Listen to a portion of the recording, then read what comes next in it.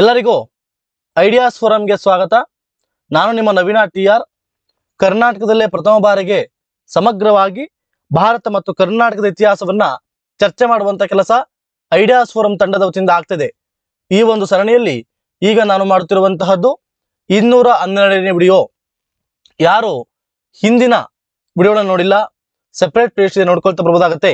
Ideas forum ಅಲ್ಲಿ ಹಲವಾರು ಕೋರ್ಸ್ಗಳು ಲಭ್ಯವಿವೆ, ಒಂದ್ಸತಿ ಚೆಕ್ ಮಾಡಿ. ಇಂಡೋ ಇಸ್ಲಾಮಿಕ್ ಇನ್ಫ್ಲೂಯೆನ್ಸ್ ಏನಾಯ್ತು, ಭಾರತಕ್ಕೆ ಇಸ್ಲಾಂ ಧರ್ಮ ಬಂದ ನಂತರ ಅದರಲ್ಲಿ ಬಹುಮುಖ್ಯವಾಗಿ ಆರ್ಕಿಟೆಕ್ಚರ್ ಅಲ್ಲಿ ಕಂಡ್ವಿ. ಅದನ್ನ ಇಂಡೋ ಇಸ್ಲಾಮಿಕ್ ಶೈಲಿ ಅಂತ ಕೂಡ ಚರ್ಚೆ ಮಾಡ್ತಾ ಹೋದ್ವಿ, ಅಥವಾ ಇಂಡೋ ಸಾರ್ಸನಿಕ್ ಶೈಲಿ ಅಂತೇಳಿ. ಅದೇ ರೀತಿಯಾಗಿ ಈ ಇಂಡೋ ಇಸ್ಲಾಮಿಕ್ ಪರಸ್ಪರ ಇನ್ಫ್ಲೂಯೆನ್ಸ್ ಅನ್ನ ಧರ್ಮದಲ್ಲೂ ಕೂಡ ಕಾಣ್ಬೋದು. ಅದರಲ್ಲಿ ಹಿಂದೂ ಧರ್ಮದಲ್ಲಿ ನೋಡಬೇಕಾದ್ರೆ ಭಕ್ತಿ ಚಳುವಳಿಯ ಮುಖಾಂತರವಾಗಿ ಇಸ್ಲಾಂ ಧರ್ಮದ ಏಕ ದೇವರು ಮಾನೋತಿಸಮ್ ಕಾನ್ಸೆಪ್ಟ್ ಇಂದ ಇನ್ಫ್ಲೂಯೆನ್ಸ್ ಆಗ್ಬಿಟ್ಟು ಒಂದೇ ದೇವರನ್ನ ಪೂಜೆ ಮಾಡಬೇಕು, ಈ ರೀತಿಯಾಗಿ ಒಂದೇ ದೇವರನ್ನ ಆರೈಸಬೇಕು, ಆರಾಧನೆ ಮಾಡಬೇಕು ಅಂತೇಳಿ ಹೇಳೋದನ್ನ ಕೂಡ ನಾವು ಚರ್ಚೆ ಮಾಡಿದ್ವಿ. ಅದೇ ರೀತಿಯಾಗಿ ಹಿಂದೂ ಧರ್ಮದಿಂದ ಮತ್ತು ಬೇರೆ ಬೇರೆ ಧರ್ಮಗಳಿಂದ ಅವರು ಕೂಡ ಪರಸ್ಪರ ಇನ್ಫ್ಲೂಯೆನ್ಸ್ ಆಗಿ, ಎಸ್ಪೆಷಲಿ ಭಾರತದ ಈ ಒಂದು ಏನು ಲಿಬರಲಿಸಮ್ ನಮ್ಮ ಧರ್ಮದಲ್ಲಿ ಲಿಬರಲಿಸಮ್ ಏನ್ ಕಾಣ್ತದೆ ಅದರಿಂದ ಇನ್ಫ್ಲೂಯೆನ್ಸ್ ಆಗ್ಬಿಟ್ಟು ಅದನ್ನ ಇಸ್ಲಾಂ ಧರ್ಮದಲ್ಲಿ ತರುವಂತಹ ಕೆಲಸವನ್ನು ಕೂಡ ಮಾಡಿದವರು ಕೂಡ ಇದರಲ್ಲಿ ಸೂಫಿ ಸೈಂಟ್ಗಳು ಮಾಡ್ತಾ ಹೋಗ್ತಾರೆ. ಆದ್ದರಿಂದ ಇವತ್ತಿನ ತರಗತಿಯಲ್ಲಿ ಸೂಫಿಸಂಗೆ ಸಂಬಂಧಪಟ್ಟಂತೆ ಚರ್ಚೆ ಮಾಡ್ಕೊಳ್ತಾ ಹೋಗೋಣ. ಸೂಫಿಸಂ ಅಂದ್ರೆ ಇದು ಇಸ್ಲಾಂ ಧರ್ಮದಲ್ಲಿ ಲಿಬರಲ್ ಪ್ರವಾಹ ಅಂತ ಕರಿಬಹುದು. ಏನ್ ಲಿಬರಲ್ ಪ್ರವಾಹ ಅಂತಂದ್ರೆ, ಇಸ್ಲಾಂ ಧರ್ಮದಲ್ಲಿ ಅತಿ ಕಠಿಣವಾದಂತಹ ರೂಲ್ಸ್ಗಳಿವೆ. ಅಷ್ಟು ಲಿಬರಲ್ ಆಗಿ ಇರೋಕ್ ಬಗಲ್ಲ. ಆ ಧರ್ಮದಲ್ಲಿ ಕಟ್ಟುವಾದ ರೂಲ್ಸ್ಗಳು ಕೂಡ ಇರ್ತದೆ. ಆದರೆ ಈ ಸೂಫಿಸಂ ಏನಂತಂದ್ರೆ ಬೇರೆ ಧರ್ಮಗಳಿಂದ, ಇಸ್ಲಾಂ ಧರ್ಮೇತರ ಧರ್ಮಗಳಿಂದ, ಎಸ್ಪೆಷಲಿ ಹಿಂದೂ ಧರ್ಮದಿಂದ ಲಿಬರಲಿಸಮ್ ಅನ್ನ ಸ್ವಲ್ಪ ಸ್ವತಂತ್ರತೆ ಹೆಚ್ಚಿರುತ್ತದೆ ನಮ್ಮ ಧರ್ಮದಲ್ಲಿ. ಅದನ್ನ ಇನ್ಫ್ಲೂಯೆನ್ಸ್ ಅನ್ನ ಮಾಡಿಕೊಂಡು ಅದನ್ನ ಇಸ್ಲಾಂ ಧರ್ಮದಲ್ಲಿ ತರುವಂತ ಕೆಲಸವನ್ನು ಮಾಡ್ತಾ ಹೋಗ್ತಾರೆ ಸೂಫಿ ಸಂತರು. ಆದ್ದರಿಂದ ಸೂಫಿಸಂ ಅನ್ನ ಇಸ್ಲಾಂ ಧರ್ಮದಲ್ಲಿ ಆದಂತಹ ಒಂದು ಉದಾರ ಪ್ರವಾಹ ಅಂತ ಕರೀಬಹುದಾಗುತ್ತೆ. Liberal current, ಉದಾರತೆ. ಇದು ಸೂಫ್ ಅನ್ನುವಂತಹ ಒಂದು ವರ್ಡ್ ಇಂದ ಬಂದಿರೋ. ಸೂಫ್ ಅಂದ್ರೆ ಸಿಂಪ್ಲಿಸಿಟಿ, ಮೃದುವಾದ ಅಂತ ಅರ್ಥ. ಇದರ ಮುಖ್ಯ ಉದ್ದೇಶ ಏನಪ್ಪಾ ಅಂದ್ರೆ, ಸೂಫಿಸಂನ ಮುಖ್ಯ ಉದ್ದೇಶ ಏನಪ್ಪಾ ಅಂದ್ರೆ ವಹಾದತ್ ಉಲ್ ವಾಜೂದ್ ಅಂತೇಳಿ.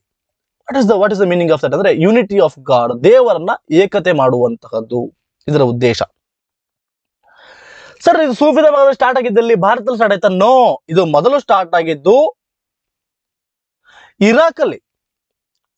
ಇಸ್ಲಾಮಿಕ್ ವರ್ಲ್ಡ್ ಅಲ್ಲಿ ಫಸ್ಟ್ ಸ್ಟಾರ್ಟ್ ಆಗಿದ್ದು, ಎಸ್ಪೆಷಲಿ ಇರಾಕ್ ಅಲ್ಲಿ 7ನೇ ಶತಮಾನದಲ್ಲಿ ಈ ಒಂದು ಅಲೆ, ಸೂಫಿಸಂ ಅಂತ ಒಂದು ಅಲೆ, ಲಿಬರಲಿಸಂ ಅಂತ ಒಂದು ಅಲೆ ಪ್ರಾರಂಭ ಆಗುತ್ತೆ. ಅದು ಮುಂದೆ ಇನ್ನೂ ಅನೇಕ ದೇಶಗಳಿಗೆ ಹೋಗುತ್ತೆ. ಮುಂದೆ ಅದು ಭಾರತಕ್ಕೆ ಕೂಡ ಬರುತ್ತೆ. ಬಹುಮುಖ್ಯವಾಗಿ ಸೂಫಿಸಂ ಮೊದಲು ಡೆವಲಪ್ ಆಗಿದ್ದು ಇರಾಕ್ ಅಲ್ಲಿ. ಆದ್ದರಿಂದ ಈ ಒಂದು ಇರಾಕ್ನ ಒಂದು ಸಿಟಿ, ಬಸ್ರಾ ಸಿಟಿ ಏನಿದೆ, ಬಾಸ್ರಾ ನಗರ ಅಂತ ಏನಿದೆ ಇರಾಕ್ ಅಲ್ಲಿ ಬೇಗಂ ರಬಿಯಾ ಅಂತೇಳಿ ಮೊದಲ ಸೂಫಿ ಸಂತರು. ಇವರನ್ನ ಆರಂಭಿಕ ಸೂಫಿ ಸಂತ ಅಂತ ಪರಿಗಣಿಸಲಾಗಿದೆ, ಅಥವಾ ಫಸ್ಟ್ ಸೂಫಿ ಸೆಂಟ್ ಅಂತ ಕೂಡ ಇವರನ್ನ ಕನ್ಸಿಡರ್ ಮಾಡಲಾಗುತ್ತೆ. ಬೇಗಂ ರಬಿಯಾ, ಬಸ್ರಾ ಸಿಟಿಯ ಇರಾಕ್ನ ಒಂದು ಸಿಟಿ ಅದು. ಅಲ್ಲಿನ ಬೇಗಂ ರಾಬಿಯಾ ಅವರನ್ನ ಆರಂಭಿಕ ಸೂಫಿ ಸಂತ ಅಂತ ಪರಿಗಣಿಸಲಾಗಿದೆ. ಎಕ್ಸಾಮ್ಸ್ ಅಲ್ಲಿ ಕೂಡ ಪ್ರಶ್ನೆ ಕೇಳಿದ್ದಾರೆ ನೋಡ್ರಿ, ಸೂಫಿ ಮೂವ್ಮೆಂಟ್ ಒರಿಜಿನಲಿ ಸ್ಟಾರ್ಟೆಡ್ ಫ್ರಮ್ ಕೇಳಿದ್ದಾರೆ. ಇರಾಕು, ಇರಾನ್ ಇವೆಲ್ಲವೂ ಕೂಡ ಪರ್ಷಿಯಾಗೆ ಸಂಬಂಧಪಟ್ಟಂತವು. ಅದರಿಂದ ನೀವು ಪರ್ಷಿಯಾಗೆ ಹೋಗ್ಬೇಕಾಗತ್ತೆ. ಪರ್ಷಿಯಾ. ಸೂಫಿ ನೋಡ್ರಿ, ಸೂಫಿಸಂಗೆ ಸಂಬಂಧಪಟ್ಟಂತೆ ಹಲವಾರು ವರ್ಡ್ಗಳು ಕೂಡ ಇವೆ. ಅದ್ರ ಬಗ್ಗೆ ಚರ್ಚೆ ಮಾಡ್ಕೊಳ್ತಾ ಬರ್ತೇನೆ ನಿಮಗೆ. ಹಕ್ಕು, ಕುಕ್ಕು, ಪಿರ್, ಮೂರಿದ್, ವಿಲಾಯತ್, ಈ ರೀತಿ ಹಲವಾರು ವರ್ಡ್ಗಳು ಬರ್ತಾ ಹೋಗ್ತವೆ. ಅದನ್ನ ಚರ್ಚೆ ಮಾಡ್ಕೊಳ್ತಾ ಬರ್ತೇವೆ. ಅದರಲ್ಲಿ ಸೂಫಿ ಹಲವಾರು ಆರ್ಡರ್ಗಳು ಬರ್ತಾ ಹೋಗ್ತವೆ. ಈಗ ನಾವು ಭಕ್ತಿ ಚಳವಳಿಯಲ್ಲಿ ನಾವು ನಿರ್ಗುಣ ಭಕ್ತಿ, ಸಗುಣ ಭಕ್ತಿ ಅವರು ನೋಡೋದಲ್ಲ, ಅದೇ ರೀತಿಯಾಗಿ ಸೂಫಿಸಮಲ್ಲೂ ಕೂಡ ಹಲವಾರು ಆರ್ಡರ್ಗಳು ಬರ್ತಾ ಹೋಗ್ತವೆ, ಪಂಥಗಳು ಬರ್ತಾ ಹೋಗ್ತವೆ. ಅವುಗಳನ್ನ ಸಿಲ್ಸಿಲಾಗಳು ಅಂತ ಕರಿತೀವಿ. ಸಿಲ್ಸೆಗಳು ಎಕ್ಸಾಮ್ ಅಲ್ಲಿ ಕೇಳಿದಾರೆ ನೋಡ್ರಿ. ಎಕ್ಸಾಮ್ ಅಲ್ಲಿ ಸಿಲ್ಸಿಲಾಗಳು ಎಂದರೆ ಏನು? ಸೂಫಿ ಪಂಥಗಳನ್ನ ಸಿಲ್ಸಿಲಾಗಳು ಎಂದು ಕರೆಯುತ್ತೇವೆ. ಬಹಳ important exam point of view ಸಿಲ್ಸಿಲಾಗಳು ಅಂದ್ರೆ. ಮತ್ತೆ ಅತಿ ಹೆಚ್ಚು ಸಿಲ್ಸಿಲಾ ಆರ್ಡರ್ಗಳು, ಅತಿ ಹೆಚ್ಚು ಸೂಫಿ ಪಂಥಗಳು ಯಾವ ದೇಶದಲ್ಲಿ ಕಂಡು ಬರುತ್ತವೆ ಅಥವಾ ಯಾವ ದೇಶದಲ್ಲಿ ಕಾಣಬಹುದು ಅಂತ ಕೇಳಿದಾಗ ಮೊದಲನೇ ಆಪ್ಷನ್ ಇರುತ್ತೆ. ನೋ ಅಲ್ಲ.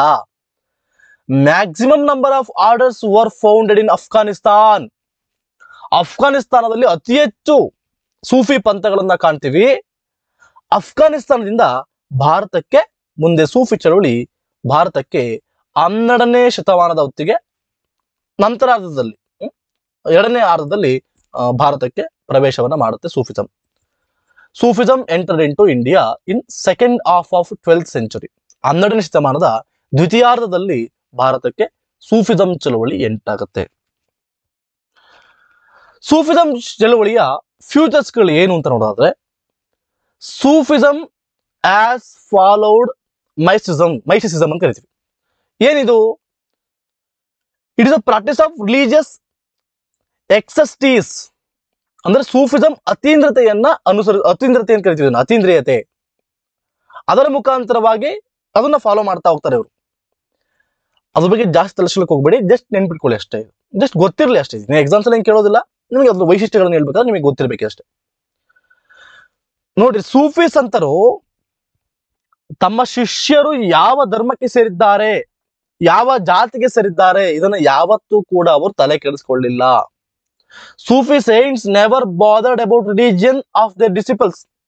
ತಮ್ಮ ಶಿಷ್ಯರ ಧರ್ಮ ಯಾವುದು ಅನ್ನೋದನ್ನ ಬಗ್ಗೆ ಅವ್ರು ಯೋಚನೆ ಮಾಡಲಿಲ್ಲ. ಓನ್ಲಿ ಇಸ್ಲಾಂ ಧರ್ಮದವರು ಅಷ್ಟೇ ನಾನು ಫಾಲೋ ಮಾಡಬೇಕು ಆ ರೀತಿಯಾಗಿ ಹೇಳಿಲ್ಲ ಅವರು. ಯಾರು ಬಂದ್ರು ಕೂಡ ಅಕ್ಸೆಪ್ಟ್ ಮಾಡ್ಕೊಳ್ತಾ ಇದ್ರು ತಮ್ಮ ಶಿಷ್ಯರನ್ನಾಗಿ. ಇದು ಇವರ ಲಿಬರಲಿಸಂ. ಮತ್ತೆ ನೋಡ್ರಿ, ನಾನು ಲಿಬರಲ್ ಕರೆಂಟ್ ಅಂತ ಹೇಳ್ತೀನಿ ನಾನು ಸೂಫಿಸಂ ಅಂತಂದ್ರೆ. ಯಾಕೆ ಅಂತಂದ್ರೆ, ಇಸ್ಲಾಂ ಅಲ್ಲಿ ಸಿಂಗಿಂಗ್ ಅನ್ನ ಬ್ಯಾನ್ ಮಾಡ್ತಾರೆ. ನಾವು ಆಲ್ರೆಡಿ ಕೂಡ ನೋಡಿದೀವಿ. ಬ್ಯಾನ್ ಮಾಡೋದನ್ನ ಕೂಡ ಕಾಣ್ತೀವಿ. ದೊಡ್ಡ ದೊಡ್ಡ ರಾಜರು ಕೂಡ ಬ್ಯಾನ್ ಮಾಡಿದ್ದಾರೆ. ಮುಖ್ಯವಾಗಿ ಔರಂಗಜೇಬನು ಕೂಡ ಬ್ಯಾನ್ ಮಾಡಿದ್ದ. ಆದರೆ ಇವರು ಅದರ ವಿರುದ್ಧವಾಗಿ ನಡ್ಕೊಳ್ತಾರೆ, ಸ್ವಲ್ಪ ಲಿಬರಲ್ ಆಗಿ ನೋಡ್ಕೊಳ್ತಾರೆ. They use to involve in singing and dancing. ಇವರು ಹಾಡುಗಾರಿಕೆ, ಆಡುವುದು, ನೃತ್ಯದಲ್ಲಿ ತಮ್ಮನ್ನ ತೊಡಗಿಸ್ಕೊಳ್ತಾ ಇದ್ರು. ನೋಡಿ, ಈ ರೀತಿಯಾಗಿ ಅವರು ಸ್ವಲ್ಪ ಧರ್ಮವನ್ನ ಸ್ವಲ್ಪ ಲಿಬರಲ್ ಆಗಿ ತೆಗೆದುಕೊಳ್ಳೋ ಕೆಲಸವನ್ನು ಕೂಡ ಇವರು ಮಾಡ್ತಾ ಹೋದ್ರು. ಆದ್ದರಿಂದ ಈ ರೀತಿಯ ಸೂಫಿಸಂ ಇತ್ತು. ಸಿಂಗಿಂಗ್ ಹಾಡಿನ ಮುಖಾಂತರವಾಗಿ ಜನರಿಗೆ ತಲುಪುವ ಕೆಲಸವನ್ನು ಕೂಡ ಇವರು ಮಾಡ್ತಾ ಹೋದ್ರು. ಡ್ಯಾನ್ಸಿಂಗ್ ಮುಖಾಂತರವಾಗಿ ಅಟ್ರಾಕ್ಟ್ ಮಾಡಿ ತಮ್ಮ ಶಿಷ್ಯರನ್ನ ತನ್ನ ಫಾಲೋವರ್ಸ್ಗಳನ್ನಾಗಿ ಮಾಡಿಕೊಳ್ಳುವಂತ ಕೆಲಸವನ್ನು ಕೂಡ ಇವರು ಮಾಡ್ತಾ ಹೋದ್ರು. ಸೂಫಿ ಸಂತರು ಗುರುವಿನ ಅಗತ್ಯದ ಬಗ್ಗೆ ಒತ್ತಿ ಹೇಳ್ತಾರೆ. Sufi saints stressed about the need of guru. ಆದ್ರಿಂದ ಗುರು ಶಿಷ್ಯ ಪರಂಪರೆ ಅದ್ಭುತವಾಗಿ ಫಾಲೋ ಆಗಿದೆ ಈ ಸೂಫಿ ಸಂತರ ಆರ್ಡರ್ಗಳಲ್ಲಿ, ಸಿಲ್ಸಿಲಾಗಳಲ್ಲಿ ಅತ್ಯಂತ ಅದ್ಭುತವಾಗಿ. ನೆಕ್ಸ್ಟ್ ಗುರು ಆದ ತಕ್ಷಣ ಶಿಷ್ಯ ಬರಬೇಕು, ಈ ರೀತಿಯಾಗಿ ಫಾಲೋ ಆಗ್ತಾ ಹೋಗಿದೆ. ಸೂಫಿ ಸಂತರು they believed in the purity of heart filled with love towards God. ಸೂಫಿ ಸಂತರು ದೇವರ ಕಡೆಗೆ ಪ್ರೀತಿ ತುಂಬಿದ ಹೃದಯದ ಶುದ್ಧತೆಯನ್ನ ಅವರು ನಂಬಿದರು. ಪ್ಯೂರಿಟಿ ಆಫ್ ಆರ್ಟ್, ಶುದ್ಧತೆ, ಹೃದಯದ ಶುದ್ಧತೆ, ಹೃದಯ ಶುದ್ಧ ಅಂತ ಕರಿತೀವಿ. ಅದರ ಮುಖಾಂತರವಾಗಿ ಅದನ್ನು ನಂಬ್ತಾರೆ ಅವರು. ಪ್ರೀತಿ ತುಂಬಿದ ಹೃದಯದ ಶುದ್ಧತೆಯನ್ನು ಅವ್ರು ನಂಬ್ತಾರೆ. ಅದರ ಮುಖಾಂತರವಾಗಿ ದೇವರಿಗೆ ನಾವು ಸಮರ್ಪಿಸ್ಕೊಳ್ಬೇಕು, ಈ ರೀತಿಯಾಗಿ ಅವ್ರು ನಂಬ್ತಾರೆ. ಸೂಫಿಸಂ ಅಲ್ಲಿ ಕೆಲವು ಟರ್ಮಿನಾಲಜಿಗಳಿವೆ, ಅವು ಬಹಳ important exam point of view. Hook ಅಂದ್ರೆ ಹಕ್ ಅಥವಾ ಹುಕ್ ಅಂತ ಕರಿತೀವಿ. ಇದನ್ನ ಹಕ್ ಅಂದ್ರೆ ಗಾಡ್. ಎಕ್ಸಾಮ್ಸ್ ಅಲ್ಲಿ ಕೇಳ್ಬೋದು. HUK ಹಕ್ ಅಂದ್ರೆ ಏನು ಅಂತ ಕೇಳ್ಬೋದು, ಗಾಡ್ ಸೂಫಿಸಂ ಅಲ್ಲಿ. ಅದೇ ಕುಕ್ ಅಂತ ಬಂದಾಗ ಡಿಸಿಪಲ್, ಸೂಫಿ ಸೈಂಟ್, ದೇವರ ಫಾಲೋವರ್ ಅನ್ನ ಸೂಫಿ ಸಂತರ ಅಂತ ಕರಿತೀವಿ. ನೋಡ್ರಿ, ನೀವು ಕನ್ಫ್ಯೂಷನ್ ಆಗ್ಬೇಡಿ, ಇದು ಕನ್ಫ್ಯೂಷನ್ ಸ್ವಲ್ಪ ಜಾಸ್ತಿ ಆಗುತ್ತೆ. ಈ ಕುಕ್ ಮತ್ತು ಮೂರಿದ್ಗೂ ಕನ್ಫ್ಯೂಷನ್ ಆಗ್ತಿರುತ್ತೆ. ದೇವರ ಫಾಲೋವರು ಸೂಫಿ ಸಂತ, ಕುಕ್ ಅಂದ್ರೆ. ಈ ಸೂಫಿ ಸಂತರ ಫಾಲೋವರ್ ಇರ್ತಾರಲ್ಲ ಶಿಷ್ಯ, ಅವರನ್ನ ಮೂರಿದ್ ಅಂತ ಕರಿತೀವಿ. ಮೂರಿದ್ ದೇವರ ಫಾಲೋವರ್ ಅನ್ನ ಸೂಫಿ ಸಂತ ಅಂತ ಕರಿತೀವಿ, ಅದನ್ನ ಕುಕ್ ಅಂತ ಕರಿತೀವಿ. ಸೂಫಿ ಸಂತರ ಫಾಲೋವರ್ ಅನ್ನ ಅಥವಾ ನೆಕ್ಸ್ಟ್ ಬರುವಂತ ಶಿಷ್ಯನನ್ನ ಮೂರಿದ್ ಅಂತ ಕರಿತೀವಿ, ಶಿಷ್ಯ. ಇದು ಗುರು ಶಿಷ್ಯ ಪರಂಪರೆ. ಕ್ಲಿಯರ್? ಅದು ಪಿರ್ ಅಂದ್ರೆ ಏನು? ಪಿರ್ ಅಂದ್ರೆ ಗುರು. ಸೂಫಿ ಸಂತರನ್ನ ಪಿರ್ ಅಂತ ಕರಿತೀವಿ. ಶಿಷ್ಯನಿಗೆ ಗುರು ಇರಲೇಬೇಕು. ಆ ಗುರುವಿಗೆ ಪಿರ್ ಅಂತ ಕರಿತೀವಿ. ಪಿರ್ ಅಂದ್ರೆ ಸೂಫಿ ಸಂತರ ಗುರು ಅಂತ. ಇನ್ನೊಂದು ವಿಲಾಯತ್ ಅಂತ ಬರುತ್ತೆ. ವಿಲಾಯತ್ ಅಂದ್ರೆ spiritual empire of Sufi saint. ಸೂಫಿ ಸಂತರ ಆಧ್ಯಾತ್ಮಿಕ ಸಾಮ್ರಾಜ್ಯ. ಅವರೆಲ್ಲೆಲ್ಲಿ ಪ್ರಚಾರಗಳನ್ನ ಮಾಡ್ತಾರೆ, ಅವರ ಇನ್ಫ್ಲೂಯೆನ್ಸ್ ಎಲ್ಲೆಲ್ಲಿ ಬೀರ್ತಾರೆ, ಆ ಒಂದು ಪ್ರದೇಶಗಳನ್ನ ಇದು ಇದು ಇವರ ವಿಲಾಯತ್ತು, ಈ ರೀತಿಯಾಗಿ ಕರಿತಾ ಹೋಗ್ತಾರೆ. ಅಂದ್ರೆ ಆ ಸೂಫಿ ಸಂತರ ಸ್ಪಿರಿಚುವಲ್ ಎಂಪೈರ್ ಅಂತ ಕರಿತೀವಿ. ಅವರು ತಮ್ಮಲ್ಲಿ ಹಿಡಿದಿಟ್ಕೊಂಡಿದ್ದಾರೆ ಜನರನ್ನ, ಅವರ ಒಂದು ಫಿಲಾಸಫಿ ಮುಖಾಂತರವಾಗಿ ಹಿಡಿದಿಟ್ಕೊಂಡಿದ್ದಾರೆ. ಅದನ್ನ ವಿಲಾಯತ್ ಅಂತ ಕರಿತೀವಿ, spiritual empire of Sufi Saint ಅಂತ ಕರಿತೀವಿ. ಇನ್ನೊಂದು ಕಂಕನ ಅಂತೇಳಿ. ಕಂಕನ ಅಂದ್ರೆ ಸೂಫಿ ಸಂತರ ಉಳಿದುಕೊಳ್ಳುವಂತಹ ಪ್ಲೇಸು, ಆಶ್ರಮವನ್ನ ಕಂಕನ ಅಂತ ಕರಿತೀವಿ, ಹೆರ್ಮಿಟೇಜ್. ಸಿಲ್ಸಿಲಾ ಅಂದ್ರೆ ಬಹಳ ಇಂಪಾರ್ಟೆಂಟ್. ಸೂಫಿ ಆರ್ಡರ್, ಸೂಫಿ ಪಂಥಗಳು. ಈಗ ಸೂಫಿ ಸಂತರು, ಈಗ ಒಬ್ಬ ಸೂಫಿ ಸಂತ ಬರ್ತಾರೆ, ಅವರ ಆಲೋಚನೆ ಬೇರೆ ಇರುತ್ತೆ. ಅವರು ಶ್ರೀಮಂತಿಕೆಯಲ್ಲಿ ಹೆಚ್ಚು ನಂಬ್ತಾರೆ, ಇನ್ನೊಬ್ಬ ಸೂಫಿ ಸಂತರು ಬಡತನದಲ್ಲಿ ಹೆಚ್ಚು ನಂಬ್ತಾರೆ. ಈ ರೀತಿಯಾಗಿ ಅವರವರ ಆರ್ಡರ್ಗಳನ್ನ, ಈಗ ಒಬ್ಬ ಸೂಫಿ ಬಡತನವನ್ನು ನಂಬಿಟ್ಟು ಏನ್ ತರ್ತಾರೆ, ಅವರ ಫಾಲೋವರ್ಸ್ಗಳು ಬಡತನವನ್ನೇ ನಂಬ್ತಾರೆ. ಶ್ರೀಮಂತಿಕೆಯನ್ನು ಯಾರು ನಂಬುತ್ತಾ ಇರ್ತಾರೆ, ಅವರ ಫಾಲೋವರ್ಸ್ಗಳು ಶ್ರೀಮಂತಿಕೆನೇ ನಂಬ್ತಾರೆ. ಈ ರೀತಿಯಾಗಿ ಹಲವಾರು ಸೂಫಿ ಪಂಥಗಳು ಬಂತಾ ಹೋದು, ಅವರನ್ನ ಸಿಲ್ಸಿಲಾಗಳು ಅಂತ ಕರಿತೀವಿ. ಮತ್ತೆ ದರ್ಗಾ ಅಂದ್ರೆ ಸೂಫಿ ಸಂತರ ಸಮಾಧಿಯನ್ನ ದರ್ಗಾ ಅಂತ ಕರಿತೀವಿ. ಬಹಳ ಇಂಪಾರ್ಟೆಂಟ್, ಇದು ಕೂಡ ಎಕ್ಸಾಮ್ಸ್ ಅಲ್ಲಿ ಕೇಳ್ತಾರೆ. ನೋಡಿ, ಇಲ್ಲೊಂದು ಪ್ರಶ್ನೆ ಕೇಳಿದ್ರೆ ನೋಡಿ, 2013 SSC in Sufism the correct meaning of word pir is. ಪಿರ್ ಅಂದ್ರೆ ಏನ್ ಕೇಳಿದ್ರೆ, ಪಿರ್ ಅಂದ್ರೆ ಗುರು ಅಂತ ಗೊತ್ತಿರ್ಬೇಕು ನಿಮ್ಗೆ. ಟೀಚರ್ ಆಫ್ ಸೂಫೀಸ್, ಸೂಫಿಗಳ ಟೀಚರ್ ಅನ್ನ ಗುರು ಅಂದ್ರೆ ಪಿರ್ ಅಂತ ಅರ್ಥ. ಇನ್ನೊಂದು ಪ್ರಶ್ನೆ ಕೇಳಿದ್ದಾರೆ, the spiritual genealogy among Sufi saint is also known as. ಅವರ ಪಂಥಗಳು, ಜಿನಿಯಾಲಜಿ ಅಂತ ಕರಿತೀವಿ. ಪಂಥಗಳಿಗೆ ಏನಂತ ಕರಿತೀವಿ ಅಂತಂದ್ರೆ ಸಿಲ್ಸಿಲಾಗಳು ಅಂತ ಕರಿತೀವಿ. ಇನ್ನೊಂದು ಪ್ರಶ್ನೆ, which one of the following term was used by the Sufis for the successor nominated by the teacher of a particular order of silsila ಅಂತ ಕೇಳಿದಾಗ, ಏನು ಗುರು ಶಿಷ್ಯ ಪರಂಪರೆ ಏನಿದೆ, ಶಿಷ್ಯನನ್ನ Sufis for successor next nominate ಮಾಡ್ತಾರೆ. ಶಿಷ್ಯ ಯಾರಾಗಬೇಕು ಅಂತ ಹೇಳಿ, ಗುರು ಶಿಷ್ಯನ ನಾಮಿನೇಟ್ ಮಾಡೋದು, ನೆಕ್ಸ್ಟ್ ಗುರು ನೀವಾಗ್ಬೇಕು ನಾನು ಹೋದ್ಮೇಲೆ ಅಂತೇಳಿ, ಅದನ್ನ ಮೂರಿದ್ದಂತ ಕರಿತೀವಿ. ಅದನ್ನ ಕೂಡ ಇದನ್ನ CDS ಅಲ್ಲಿ 2003 ಕೇಳಿದ್ದಾರೆ ನೋಡ್ರಿ, ಮೂರಿದ್ದು. ಇವು ಕೂಡ ಈ ತರ ಪ್ರಶ್ನೆಗಳನ್ನ ನಿಮಗೆ ಕೇಳ್ಬೋದು. ಶಿಷ್ಯ ಬಹುಮುಖ್ಯವಾಗಿ 4 ಸೂಫಿ ಪಂಥಗಳು ಭಾರತಕ್ಕೆ ಪ್ರವೇಶ ಮಾಡ್ತವೆ. ಅದರಲ್ಲಿ ಮೊದಲನೇದು ಚಿಸ್ತಿ ಆರ್ಡರ್ ಅಂತ ಬರುತ್ತೆ, ಎರಡನೇದು ಶೂರವಾರ್ಡಿ, ಮೂರನೇದು ಕಾದ್ರಿಯಾ, ನಾಲ್ಕನೇದು ನಕ್ಷು ಬಂಡಿ ಅಥವಾ ನಕ್ಷು ಬಂಡಿ ಅಂತೇಳಿ, ಅಥವಾ ನಕಾಶ್ ಬಂಡಿ ಅಂತ ಕರೀತಾರೆ. ಇದು ನೆನಪಿಕೊಂಡು ಸಾಕು. ಚಿಸ್ತಿ, ಸೂರವಾರ್ಡಿ, ಕಾದ್ರಿಯಾ, ನಕ್ಷು ಬಂಡಿ, ಈ 4 ಆರ್ಡರ್ಗಳು ಭಾರತಕ್ಕೆ ಬರ್ತವೆ. ಆದ್ರೆ ಇನ್ನೊಂದು ಆರ್ಡರು ಫಿರ್ದೌಸಿಯಾ ಪಂಥ ಅಂತ ಬರುತ್ತೆ, ಫಿರ್ದೌಸಿಯಾ ಆರ್ಡರ್. ಇದು ಭಾರತದಲ್ಲೇ ಹುಟ್ಟಿ, ಭಾರತದಲ್ಲೇ ಸ್ಥಾಪನೆಯಾಗಿ, ಭಾರತದಲ್ಲಿ ಅಭಿವೃದ್ಧಿಗೊಂಡಂತಹ ಏಕೈಕ ಸೂಫಿ ಪಂಥ ಯಾವ್ದಪ್ಪ ಅಂದ್ರೆ ಫಿರ್ದೌಸಿಯಾ. ಇನ್ನು ಹಲವಾರು ಆರ್ಡರ್ಗಳು ಬರ್ತವೆ. ಬಹುಮುಖ್ಯವಾಗಿ 4 ಆರ್ಡರ್ಗಳು ಮೇನ್ ಆಗಿ ಇಂಪಾರ್ಟೆಂಟ್. ಚಿಸ್ತಿ, ಸೂರವಾರ್ಡಿ, ಕಾದ್ರಿಯಾ, ನಕಾಶ್ ಬಂಡಿ, ಈ 4 ಆರ್ಡರ್ಗಳು ಬೇರೆ ದೇಶಗಳಿಂದ ಭಾರತಕ್ಕೆ ಬರ್ತವೆ. ಆದರೆ Firdausia order, it is the only Sufi order which was founded and developed with in India. ಭಾರತದೊಳಗೆ ಸ್ಥಾಪಿಸಲ್ಪಟ್ಟ ಮತ್ತು ಅಭಿವೃದ್ಧಿಪಡಿಸಿದಂತಹ ಏಕೈಕ ಸೂಫಿ ಆದೇಶ ಅಥವಾ ಸೂಫಿ ಆರ್ಡರ್, ಸೂಫಿ ಪಂಥ ಯಾವ್ದಪ್ಪ ಅಂದಾಗ ಅದು ಫಿರ್ದೌಸಿಯಾ ಆರ್ಡರ್. 4 ಪಂಥಗಳು ಹೊರಗಡೆಯಿಂದ ಬರ್ತವೆ. ಇನ್ನೊಂದು ಪಂಥ ಫಿರ್ದೌಸಿಯಾ ಆರ್ಡರ್ ಏನಿದೆ, ಇದು ಭಾರತದಲ್ಲೇ ಸ್ಥಾಪನೆಯಾಗಿ ಭಾರತದಲ್ಲೇ ಡೆವಲಪ್ ಆಯಿತು. ಭಾರತದಲ್ಲೇ ಸ್ಥಾಪನೆ ಆದಂತಹ ಏಕೈಕ ಪಂಥ, ಸೂಫಿ ಪಂಥ ಯಾವ್ದಪ್ಪ ಅಂದ್ರೆ ದಟ್ ಈಸ್ ಕಾಲ್ಡ್ ಫಿರ್ದೌಸಿಯಾ ಪಂಥ. ಇದು 5 ನೆನಪಿರ್ಬೇಕು ನಿಮಗೆ, ಬಹಳ ಇಂಪಾರ್ಟೆಂಟ್ ಎಕ್ಸಾಂಪಲ್. ಅದರಲ್ಲಿ ಬಹುಮುಖ್ಯವಾಗಿ ಇಂಪಾರ್ಟೆಂಟ್ ಚಿಸ್ತಿ ಆರ್ಡರ್, ನಿಮಗೆ ಬಹಳ ಇಂಪಾರ್ಟೆಂಟ್. ಅದನ್ನ ಚರ್ಚೆ ಮಾಡ್ಕೊಳ್ತಾ ಹೋಗೋಣ. ಚಿಸ್ತಿ ಪಂಥ ಏನಿದೆ, ಇದು ಪರ್ಷಿಯಾ ಮತ್ತು ಸೆಂಟ್ರಲ್ ಏಷ್ಯಾಗಳಲ್ಲಿ ಇದು ಒರಿಜಿನೇಟ್ ಆಯಿತು. ಇವರು ಚಿಸ್ತಿ ಆರ್ಡರ್ಲಿ ಏನನ್ನು ನಂಬ್ತಾರೆ ಅಂತ ನೋಡಿದಾಗ, ಇವರು ಪಾವರ್ಟಿಯನ್ನ, ಬಡತನವನ್ನ ನಂಬ್ತಾರೆ. ಇವ್ರಿಗೆ ಎಷ್ಟು ದುಡ್ಡು ಕೊಟ್ಟರು ಇಷ್ಟ ಅಲ್ಲ, ಅವರು ಬಡತನದಲ್ಲಿ ಬದುಕುವುದನ್ನ ನಂಬ್ತಾರೆ. ಆದ್ರಿಂದ ಚಿಸ್ತಿ ಆರ್ಡರ್ ಭಾರತದಲ್ಲಿ ಜಾಸ್ತಿ ಫೇಮಸ್ ಆಯ್ತು. Chishtis believed in poverty as the means of salvation. ಚಿಸ್ತಿಗಳು ಮೋಕ್ಷದ ಸಾಧನೆಗಾಗಿ ಬಡತನವನ್ನು ನಂಬ್ತಾರ. ಅವ್ರು ಎಷ್ಟು ದುಡ್ಡಿದ್ರು ಕೂಡ ಅವರು ಶ್ರೀಮಂತಿಗೆ ತೋರಿಸ್ಕೊಳ್ಳಲ್ಲ, ಬಡತನ ನಂಬ್ತಾರ ಅವ್ರು. ಇದನ್ನ ಶೇಖ್ ಅಬ್ದುಲ್ ಚಿಸ್ತಿ ಅವರು ಸ್ಥಾಪನೆ ಮಾಡ್ತಾರೆ.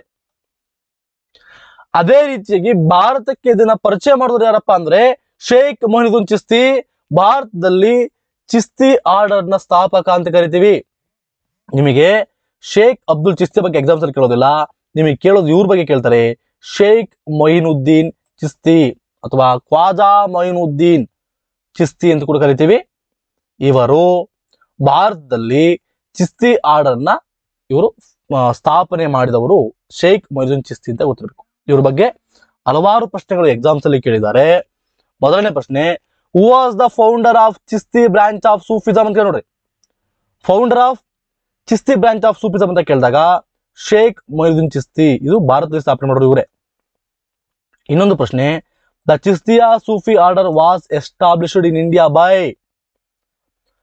ನಾರ್ಮಲ್ ಹಿಂಗ್ ಕೇಳಿದಾಗಲೂ ಕೂಡ ನಿಮಗೆ ಫಸ್ಟ್ ಆಪ್ಷನ್ ಇದ್ರೆ ಶೇಖ್ ಅಬ್ದುಲ್ ಚಿಸ್ತಿ ಇದ್ರೆ ಅಲ್ಲಿಗೆ ಹೋಗಿ, ಅದಿಲ್ಲ ಅಂತ ಪಕ್ಷದಲ್ಲಿ ಆಟೋಮೆಟಿಕ್ ನಿಮ್ಗೆ ಗೊತ್ತಾಗಬೇಕು ಭಾರತದಲ್ಲಿ ಸ್ಥಾಪನೆ ಮಾಡೋದು ಯಾರು ಅಂತ ಕೇಳಿದ್ದಾರೆ ಅಂತೇಳಿ. ಇಲ್ಲಿ Chishti branch of Sufism in India ಅಂತ ಕೇಳಿಲ್ಲ, ಇಂಡಿಯಾ ಅಂತ ಕೇಳಿಲ್ಲ ಅವರು, ಬರೀ ಚಿಸ್ತಿ ಬ್ರಾಂಚ್ ಆಫ್ ಸೂಫಿಸಂ ನ ಸ್ಥಾಪಕ ಯಾರು ಅಂತ ಕೇಳಿದ್ದಾರೆ. ನೀವು ಆಟೋಮೆಟಿಕ್ ಅಂಡರ್ಸ್ಟುಡ್ ಮಾಡ್ಕೋಬೇಕು, ಭಾರತ ಅಂತ ಕೊಡ್ಲಿಲ್ಲ ಅಂದ್ರೆ ಭಾರತ ಅಂತಾನೆ ಅರ್ಥ. ಬಿಕಾಸ್ ಶೇಖ್ ಅಬ್ದುಲ್ ಚಿಸ್ತಿ ಎಲ್ಲ ಕೊಟ್ಟಿಲ್ಲ ಆಪ್ಷನ್, ಅದರಿಂದ ಶೇಖ್ ಮೊಹಿನುದ್ದೀನ್ ಚಿಸ್ತಿನೇ ಆನ್ಸರ್ ಆಗುತ್ತೆ. ಇನ್ನೊಂದು ಪ್ರಶ್ನೆ, ಚಿಸ್ತಿ ಆರ್ಡರ್ ಭಾರತದಲ್ಲಿ ಸ್ಥಾಪನೆ ಮಾಡಿದ್ದಾರೆ ಅಂತ ಕೂಡ ಕೇಳಿದ್ದಾರೆ. ಇನ್ನೊಂದು ಭಾರತ ಅಂತ ಪರ್ಟಿಕ್ಯುಲರ್ ಕೇಳಿದ್ದಾರೆ, ಅಂದ್ರೆ ಈಸಿ ಗೊತ್ತಾಗುತ್ತೆ ನಿಮಗೆ, ಶೇಖ್ ಮೊಹಿನುದ್ದೀನ್ ಚಿಸ್ತಿ. ಇನ್ನೊಂದು ಪ್ರಶ್ನೆ, ಈ ಚಿಸ್ತಿ ಆರ್ಡರ್ ಭಾರತನವನ್ನ ನಂಬ್ತಾರೆ ಮತ್ತು ಯೋಗ ಪ್ರಾಕ್ಟೀಸ್ ಅನ್ನು ಕೂಡ ಇವ್ರು ನಂಬ್ತಾರೆ, ಯೋಗಿಕ್ ಪ್ರಾಕ್ಟೀಸ್ ಅನ್ನು ಕೂಡ ಇವ್ರು ನಂಬ್ತಾರೆ. ಇದನ್ನು ಕೂಡ ಸ್ವಲ್ಪ ಭಾರತದ ಕಲ್ಚರ್ ಇಂದ ಇನ್ಫ್ಲೂಯೆನ್ಸ್ ಕೂಡ ಆಗಿದ್ದಾರೆ. ಅದರಿಂದ ಎಕ್ಸಾಮ್ಸ್ ಅಲ್ಲಿ ಕೂಡ ಕೇಳಬಹುದು, which Sufi tradition has adapted yogic practice ಅಂತ ಕೇಳಿದಾಗ ಚಿಸ್ತಿ. ಅಜ್ಮೀರ್ ಏನು ಶೇಖ್ ಮೊಹಿನುದ್ದೀನ್ ಚಿಸ್ತಿ, ಇವರು ದೊಡ್ಡ ಮಟ್ಟಕ್ಕೆ ಫೇಮಸ್ ಆಗ್ತಾರೆ, ಅತ್ಯಂತ ಹೆಚ್ಚು ಫೇಮಸ್ ಆಗ್ತಾರೆ. ಶೇಖ್ ಮೊಹಿನುದ್ದೀನ್ ಚಿಸ್ತಿ ಇವರು ಅಜ್ಮೀರ್ ಅಲ್ಲಿ ಇರ್ತಾರೆ. ಆದ್ದರಿಂದ ಅಜ್ಮೀರು ಸೂಫಿ ಸಂತರಿಗೆ, ಎಸ್ಪೆಷಲಿ ಇವರಿಂದ ದೊಡ್ಡ ಮಟ್ಟಕ್ಕೆ ಫೇಮಸ್ ಆಗುತ್ತೆ. ಇವರ ದರ್ಗಾ ಕೂಡ ಅಲ್ಲೇ ಇದೆ. ಇವರು ಅಲ್ಲೇ ಇದ್ದು, ಅಜ್ಮೀರಲ್ಲೇ ಇದ್ದು ಅಲ್ಲೇ ಸೂಫಿ ಪಂಥವನ್ನ ಬೆಳೆಸಿದವರು. ಅದರಿಂದ ಅಜ್ಮೀರ್ ಫೇಮಸ್. ಇವರನ್ನ ಜನರು ತುಂಬಾ ಇಷ್ಟಪಡ್ತಾ ಇದ್ರು, ಇವರನ್ನ ಜನರು ಹೊಗಳಿದ್ದಾರೆ ಕೂಡ. ಇವರು ಜನರಿಂದ ಖ್ವಾಜಾ ಗರೀಬ್ ಉನ್ ನವಾಜ್ ಎಂದು ಹೊಗಳ್ತಾ ಇದ್ರು. ಅಷ್ಟು ಇವರು ಎಷ್ಟು ಫೇಮಸ್ ಆದ್ರೂ ಕೂಡ ಇವರು ಬರ್ತನದಲ್ಲೇ ಬದುಕಿದ್ರು. ಇವ್ರ ದರ್ಗಾ ಅಜ್ಮೀರಲ್ಲಿ ಇದೆ. ಅದರಿಂದ ಅಜ್ಮೀರನ್ನ ಭಾರತದ ಮೆಕ್ಕಾ ಎಂದು ಪರಿಗಣಿಸಲಾಗಿದೆ. ಆದ್ರಿಂದ ಅಜ್ಮೀರನ್ನ ಭಾರತದ ಮೆಕ್ಕಾ ಎಂದು ಪರಿಗಣಿಸಲಾಗಿದೆ. ಮತ್ತೆ ಈ ಅರ್ಲಿ ಚಿಸ್ತಿ ಸೂಫಿಗಳು ಏನು ಒಂದು ಅಸೆಂಬ್ಲಿಗಳನ್ನ ಮಾಡ್ತಾ ಇದ್ರು, ಮ್ಯೂಸಿಕಲ್ ಅಸೆಂಬ್ಲಿಗಳು ಅಂತೇಳಿ, ಮ್ಯೂಸಿಕ್ ನ ಮುಖಾಂತರವಾಗಿ ಜನರನ್ನ ಸೆಳೆಯುವ ಕೆಲಸವನ್ನು ಕೂಡ ಮಾಡ್ತಾ ಹೋದ್ರು, ಬಡತನವನ್ನು ನಂಬಿದ್ರು, ಯೋಗಿಕ್ ಪ್ರಾಕ್ಟೀಸ್ ಗಳನ್ನ ಮಾಡ್ತಾ ಇದ್ರು. ಈ ಮ್ಯೂಸಿಕಲ್ ಅಸೆಂಬ್ಲಿಗಳನ್ನ ಏನ್ ಕರಿತಾ ಇದ್ರು, ಅದನ್ನ ಸಮ ಅಂತ ಕರಿತೀವಿ. ಸಮ ಇದನ್ನು ಕೂಡ ಎಕ್ಸಾಮ್ಸ್ ಅಲ್ಲಿ ಕೇಳಿದರೆ ನೆನ್ಪು ಮಾಡ್ಕೊಳ್ಳಿ. ಎಕ್ಸಾಮ್ಸ್ ಕೇಳುವಂತ ಪ್ರಶ್ನೆ ಇದು, ಸಮ. Musical assemblies of early Chishti Sufis ಅಂತ ಕೇಳಿದಾಗ ಸಮ. ಭಾರತದ ಮೆಕ್ಕಾ ಅಂತ ನಾವು ಯಾವ ನಗರವನ್ನ ಕರಿತೀವಿ ಅಂತ ಕೇಳಿದಾಗ ಅಜ್ಮೀರ್. ಯಾಕೆ? ಫೇಮಸ್ ಸೂಫೀಸ್ ಅಂತ ಶೇಖ್ ಮೊಹಿನುದ್ದೀನ್ ಚಿಸ್ತಿಯ ದರ್ಗಾ ಅಲ್ಲೇ ಇದೆ. ಖ್ವಾಜಾ ಗರೀಬ್ ಉನ್ ನವಾಜ್ ಅಂತ ಕೇಳಿದಾಗ that is called Sheikh Moinuddin Chishti ಅವರನ್ನ ಖ್ವಾಜಾ ಗರೀಬ್ ಉನ್ ನವಾಜ್ ಅಂತ ಕರಿತೀವಿ. ಇವ್ರ ಬಗ್ಗೆ ಹಲವಾರು ಪ್ರಶ್ನೆಗಳು ಎಕ್ಸಾಮ್ಸ್ ಕೇಳಿದ್ರೆ ನೋಡ್ರಿ, ಅದರಿಂದ ಬಹಳ ಇಂಪಾರ್ಟೆಂಟ್. ದ ಸೂಫೀಸ್ ಅಂತ Khwaja Moinuddin Chishti came to Rajasthan during the reign of ಅಂತ ಕೇಳಿ ನೋಡಿ. ಅವರು ರಾಜಸ್ಥಾನಕ್ಕೆ ಬರ್ತಾರೆ, ಎಸ್ಪೆಷಲಿ ಅಜ್ಮೀರ್ಗೆ. ಯಾರ ಕಾಲದಲ್ಲಿ ಬರ್ತಾರೆ ಅಂತ ಕೇಳಿದಾರೆ ನೋಡಿ. ಪೃಥ್ವಿರಾಜ್ ಚೌಹಾಣ್. ಇದನ್ನ ರಾಜಸ್ಥಾನ ಎಕ್ಸಾಮ್ಸ್ ಅಲ್ಲಿ ಕೇಳಿರೋದು, ಅದರಿಂದ ಅದನ್ನು ಪರ್ಟಿಕ್ಯುಲರ್ ಆಗಿ ಕೇಳಿದರೆ. ನಮ್ಮ ಕರ್ನಾಟಕದಲ್ಲಿ ಹೆಂಗ್ ಕೇಳೋದಿಲ್ಲ ಈ ಪ್ರಶ್ನೆನ, ಜಸ್ಟ್ ಗೊತ್ತಿರಲಿ ನಿಮ್ಗೆ. ಪೃಥ್ವಿರಾಜ್ ಚೌಹಾಣನ ಕಾಲದಲ್ಲಿ ಅವರು ರಾಜಸ್ಥಾನದ ಅಜ್ಮೀರ್ಗೆ ಬರ್ತಾರೆ. ನೆಕ್ಸ್ಟ್ ಇನ್ನೊಂದು ಪ್ರಶ್ನೆ, whose disciple was Khwaja Moinuddin Chishti ಕೇಳೋರು. ಖ್ವಾಜಾ ಮೊಹಿನುದ್ದೀನ್ ಚಿಸ್ತಿ ಅವರು ಯಾರ ಶಿಷ್ಯರು ಅಂತ ಕೇಳಿದ್ದಾರೆ. ಖ್ವಾಜಾ ಉಸ್ಮಾನ್ ಹರೂನಿ ಅಂತೇಳಿ, ಖ್ವಾಜಾ ಉಸ್ಮಾನ್ ಹರೂನಿ ಇವರ ಶಿಷ್ಯರಾಗಿದ್ರು ಖ್ವಾಜಾ ಮೊಹಿನುದ್ದೀನ್ ಚಿಸ್ತಿ ಅವರು ಅಂತ. ಇನ್ನೊಂದು ಪ್ರಶ್ನೆ, the Sufi saint who maintained that devotional music was one way of coming close to God was. ಈ ಕೆಳಗಿನ ಯಾವ ಸೂಫಿ ಸಂತ ಡಿವೋಷನಲ್ ಮ್ಯೂಸಿಕ್ ಏನು ದೇವರ ಸಂಗೀತ ಅಂತ ಕರಿತೀವಿ ಇದರ ಮುಖಾಂತರವಾಗಿ ಇದು ದೇವರ ಹತ್ರಕ್ಕೆ ಹೋಗ್ಲಿಕ್ಕೆ ಒಂದು ಮಾರ್ಗ ಅಂತೇಳಿ ಯಾರು ಹೇಳಿದ್ದು ಅಂತ ಕೇಳಿದಾಗ UPSC IAS 1996 ಅಲ್ಲಿ ಕೇಳಿದ್ದಾರೆ. ಅದನ್ನ ಹೇಳಿದ್ದು ಮೊಯ್ನುದ್ದೀನ್ ಚಿಸ್ತಿ. ಸಮಾನವಂತಹ ಒಂದು ಡಿವೋಷನಲ್ ಅಸೆಂಬ್ಲಿಗಳನ್ನ ಮಾಡಿಕೊಂಡು ಸಾಂಗ್ ಮಾಡಿಕೊಂಡು ಇದರ ಮುಖಾಂತರವಾಗಿ ಅವರು ಜನರಿಗೆ ತಲುಪ್ತಾ ಹೋದ್ರು. ಇನ್ನೊಂದು ಪ್ರಶ್ನೆ, who among the following was earliest Sufi saint to have settle in Ajmer. Ajmer ಅಲ್ಲಿ ಸೆಟ್ಲ್ ಆದಂತವ್ರು ಯಾರು ಅಂತ ಕೇಳಿದಾಗ ಇವರೇ ಶೇಖ್ ಮೊಯ್ನುದ್ದೀನ್ ಚಿಸ್ತಿ. ಅಜ್ಮೀರ್ ಅನ್ನ ನಾವು ಭಾರತದ ಮೆಕ್ಕ ಅಂತ ಕೂಡ ಕರಿತೀವಿ. ಮ್ಯೂಸಿಕ್ ಅನ್ನು ಕೂಡ ಅವರು ತುಂಬಾ ಅತಿ ಹೆಚ್ಚಾಗಿ ಬಳಸ್ಕೊಂಡ್ರು ಜನರ ಜೊತೆ ಅವರು ರೀಚ್ ಆಗ್ಲಿಕ್ಕೆ. Which Sufi Saint dargah is at Ajmer ಅಂತ ನೋಡ್ರಿ. ಯಾವ ಸೂಫಿ ಸಂತರ ದರ್ಗಾ ಅಜ್ಮೀರ್ ಅಲ್ಲಿ ಇದೆ ಅಂತ ಕೇಳಿದ್ದಾರೆ. ಖ್ವಾಜಾ ಮೊಯ್ನುದ್ದೀನ್ ಚಿಸ್ತಿ ಅವರ ದರ್ಗಾ ಅಜ್ಮೀರ್ ಅಲ್ಲಿ ಇದೆ. ಇನ್ನೊಂದು ಪ್ರಶ್ನೆ ಕೇಳಿದ್ದಾರೆ ನೋಡ್ರಿ, who among the following Maratha raja was the first to offer gift at the dargah of Khwaja Moinuddin Chishti of Ajmer ಅಂತ ಕೇಳಿದ್ರೆ ನೋಡ್ರಿ. Who among the following Maratha chieftain was the first. ಯಾವ ಮರಾಠ ರಾಜ ಮೊದಲು ಖ್ವಾಜಾ ಮೊಯ್ನುದ್ದೀನ್ ಚಿಸ್ತಿಗೆ ಅಜ್ಮೀರ್ಗೆ ಗಿಫ್ಟ್ ಕೊಟ್ಟರು ಯಾರಪ್ಪ ಅಂತ ಕೇಳಿದಾಗ ರಾಜಾ ಸಾಹು. ಯಾರಿವರು? ಶಿವಾಜಿಯ ಗ್ರ್ಯಾಂಡ್ ಸನ್, ಶಿವಾಜಿಯ ಮೊಮ್ಮಗ. ಇದನ್ನ ರಾಜಸ್ಥಾನದ ಪಬ್ಲಿಕ್ ಸರ್ವಿಸ್ ಕಮಿಷನ್ ಎಕ್ಸಾಮ್ಸ್ ಅಲ್ಲಿ ಕೇಳುವಂತ ಪ್ರಶ್ನೆ ಇದೆ. ಈ ರೀತಿಯ ಪ್ರಶ್ನೆಗಳನ್ನು ಕೇಳಬಹುದು. ಇಷ್ಟು ಡೀಟೇಲ್ಡ್ ಆಗಿ ಹೋಗೋದಿಲ್ಲ, ಜಸ್ಟ್ ನಿಮಗೆ ಗೊತ್ತಿರ್ಲಿ ಅಂತ ಕೊಟ್ಟಿದ್ದೀನಿ ಅಷ್ಟೇ. ಇನ್ನೊಬ್ಬ ಇದರಲ್ಲಿ ಇದೇ ಆರ್ಡರ್ಲಿ ಚಿಸ್ತಿ ಆರ್ಡರ್ಲಿ ಇನ್ನೊಬ್ಬ ಫೇಮಸ್ ಸೂಫಿ ಸಂತ ಕುತುಬುದ್ದೀನ್ ಬಕ್ತಿಯಾರ್ ಕಾಕಿ ಅಂತೇಳಿ. ಇವರು ಶೇಖ್ ಮೊಯ್ನುದ್ದೀನ್ ಚಿಸ್ತಿ ಅವರ ಚೀಫ್ ಫಾಲೋವರ್ ಕೂಡ ಆಗಿದ್ರು, ಮುಖ್ಯ ಶಿಷ್ಯರಾಗಿದ್ರು. ಕುತುಬುದ್ದೀನ್ ಬಕ್ತಿಯಾರ್ ಕಾಕಿ ಅವರಿಗೆ ಕುತುಬಿಂದರನ್ನ ಕಟ್ಬಿಟ್ಟು ಅವರಿಗೆ ಅದನ್ನ ಸಮರ್ಪಿಸಲಾಗಿದೆ. ನಮಗೆ ಕುತುಬುದ್ದೀನ್ ಐಬಕ್ ಬಗ್ಗೆ ಸಂಬಂಧ ಚರ್ಚೆ ಮಾಡ್ಬೇಕಾದ್ರೆ ಕುತುಬಿಂದರ್ ಬಗ್ಗೆ ಕೂಡ ಚರ್ಚೆ ಮಾಡ್ಬೇಕಾದ್ರೆ ನಿಮಗೆ ಹೇಳಿದೆ ನಿಮಗೆ. ಕುತುಬುದ್ದೀನ್ ಬಕ್ತಿಯಾರ್ ಕಾಕಿ ಅವರಿಗೆ ಇದನ್ನ ಸಮರ್ಪಿಸಲಾಗಿದೆ ಕುತುಬಿಂದರನ್ನ ಅಂತೇಳಿ. ಇನ್ನೊಬ್ಬ ಮೋಸ್ಟ್ ಪಾಪ್ಯುಲರ್ ಸೂಫೀಸ್ ಅಂತ ಯಾರಪ್ಪ ಭಾರತದಲ್ಲಿ ಅಂತ ಕೇಳಿದಾಗ ಶೇಖ್ ನಿಜಾಮುದ್ದೀನ್ ಉಲಿಯಾ. ಶೇಖ್ ನಿಜಾಮುದ್ದೀನ್ ಉಲಿಯಾ ಅವರು ಫೇಮಸ್ ಸೂಫೀಸ್ ಅಂತ ಭಾರತದಲ್ಲಿ. ಶೇಖ್ ಮೊಯ್ನುದ್ದೀನ್ ಚಿಸ್ತಿ ಆಗಿದ್ರೆ ಫೇಮಸ್ ಅಲ್ವಾ, ಅವರು ಕೂಡ ಫೇಮಸ್, ಆದ್ರೆ ಅವ್ರಿಗಿಂತ ಇವ್ರು ಜಾಸ್ತಿ ಫೇಮಸ್. ಶೇಖ್ ನಿಜಾಮುದ್ದೀನ್ ಉಲಿಯಾ ಅವರು ಜಾಸ್ತಿ famous. Was the most famous popular Sufi saint in India.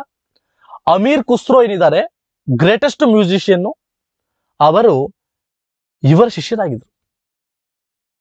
Sheikh Nizamuddin ಉಲಿಯಾ ಅವರ ಶಿಷ್ಯರಾಗಿದ್ರು. ಅದರಿಂದ ಇವ್ರ ಬಗ್ಗೆ ಹಲವಾರು ಎಕ್ಸಾಮ್ಸ್ ಅಲ್ಲಿ ಪ್ರಶ್ನೆ ಕೇಳಿದ್ದಾರೆ ನೋಡಿ. ಎಕ್ಸಾಮ್ ಕೇಳಿದ್ದಾರೆ ನೋಡ್ರಿ.